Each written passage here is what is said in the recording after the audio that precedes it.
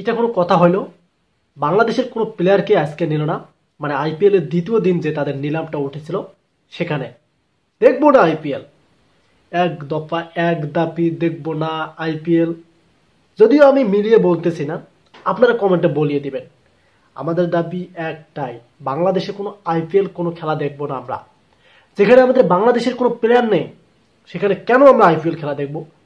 সকলে আশায় ছিলেন সাকিবকে নাই আমাদের মোস্তাফিজকে যেন নেয়, কিন্তু মোস্তাফিজ, তাসকিন আহমেদ, রিশাদ হোসেন, লিটন দাস কারো নাম নিলামে উঠল না। অনেকটাই মোবাইলটা নিয়ে হাতে নিয়ে আশায় ছিলেন যে বাংলাদেশের কোন ব্যাটার বা কোন বলারের নামটা তোলে, কিন্তু তুললো না। এটা কিন্তু আমাদের সাথে কি ইন্ডিয়া বেইমানি করতেছে। একদিকে বিদ্যুতের সমস্যা, এদিকে আবার দেখলাম আমরা তারা মানে আইপিএলে আমাদের বাংলাদেশের কোনো প্লেয়ারকেই কি কিনলো না, আনসল্ড করে দিল। বাহ!